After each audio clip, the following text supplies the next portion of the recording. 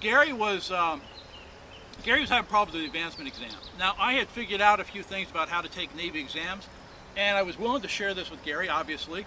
And I sat down and I worked with Gary a lot. Now, I didn't just, I didn't exclude everyone else. I put together a training program for Gary, but I shared it with the entire Reserve Center. It was like 280 individuals.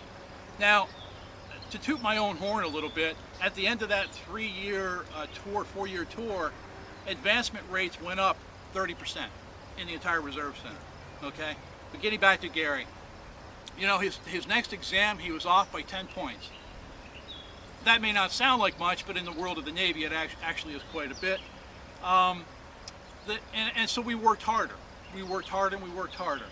The next exam, Gary was off by, I think it was 2 points. So he's pretty stoked. Now, I'm giving these trainings, right? And Gary is sitting in the back, and I think after that exam, when I did the next training series on that, how to take a Navy exam and so forth, when Gary came out to sit in a large room, metal chairs, I said to Gary, I said, Gary, look, now he was a second-class storekeeper. He was going for first class. I was already a first class. I said, Gary, you're a first-class storekeeper. You don't sit in metal chairs. Go to my office, get my high-back leather chair, wheel it out here, and that's your chair from now on. You deserve a chair like that. That is your chair. You're a first-class petty officer. You're a storekeeper first class. That's your chair.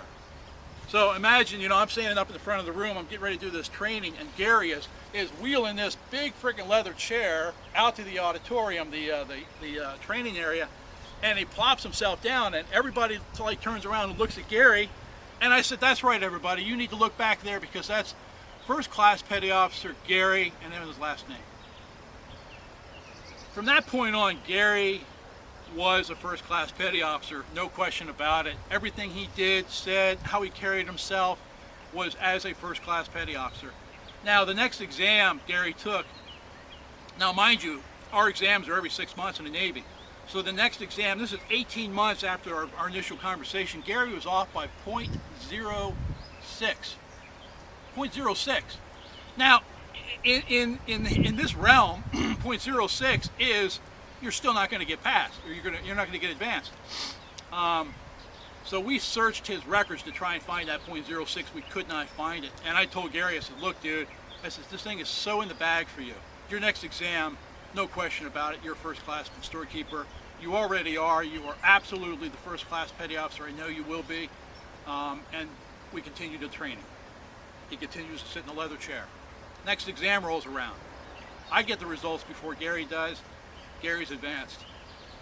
And it's a little emotional for me, but Gary is advanced to first-class petty officer, and the guy who I was told was a dirtbag, he is not a dirtbag, all right? Gary was a reservist, so I called Gary up at home and I said, Gary, I need you to come to the office. There's something I need to talk to you about. Now, he had no clue that he was advanced. And he came in, civilian clothes, and I'm sitting there in my uniform in my office, and I sat him down, and I didn't say anything. I just slid his badge, his rating badge, across the desk, and I cried, like I am now. Gary did too, you know. So, you know, here's the thing, folks.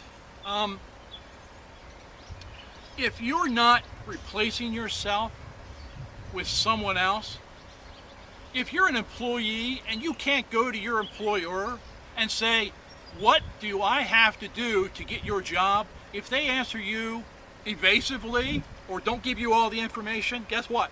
You're probably working for the wrong person, all right? If you're an employer, if you own a business and you've got people working for you and you're not out trying to find that one person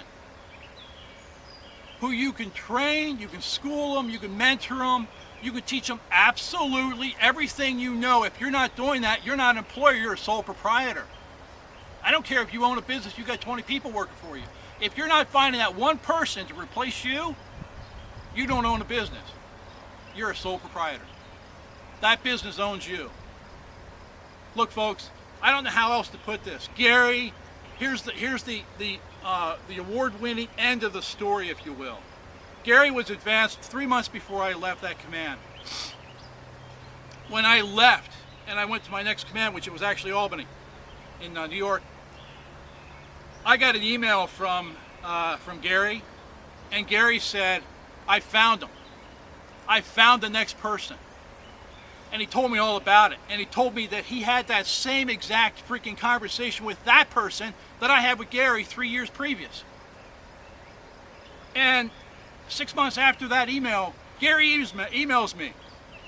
And he said that person was advanced. And guess what? That person found someone else. That someone else that that person found emailed me and said, thank you. Thank you so much for your leadership. Thank you for teaching these people what it means to be a leader, what it means to replace yourself. Folks, if you're not replacing yourself, start now. All right? I don't know how else to put it to you. Start now. It's an amazing, absolutely amazing feeling to duplicate yourself with someone else and have them duplicate themselves as they have duplicated themselves with you. I mean, it's absolutely freaking amazing, folks. I think I blended it perfectly well, quite frankly. I mean, I got the message across. Both messages, in fact. My name is Brian Bender. I am your humble farmer, and I want to thank you for stopping by today. Folks, get out there and duplicate yourself, and I wish you the very best. Thank you very much.